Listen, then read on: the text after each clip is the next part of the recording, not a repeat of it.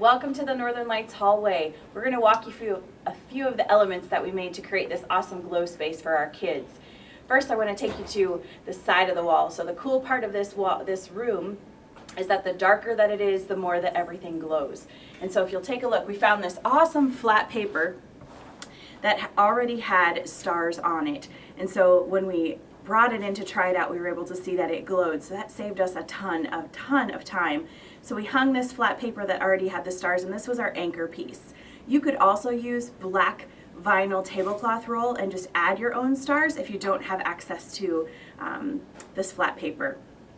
The rest of the hallway, we decided to bring in the glacier element and some of the animals from the Arctic.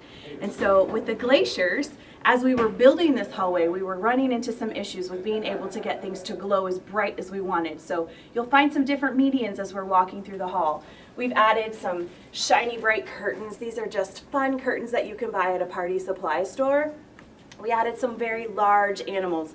Again, to get the glow that I wanted, I ended up using a fluorescent neon blue spray paint to be able to get it to glow the white that we were wanting it to glow.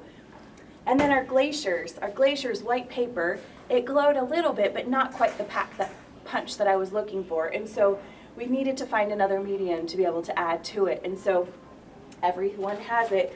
We added toilet paper and paper towels. A huge impact inside these glacier pockets that really took on a whole new view of what the glacier would look like once it was glowing. And then have fun with it. Add white paper, add stars, add snowflakes, all kinds of elements to be able to add to make your glacier just the way that you'd like it.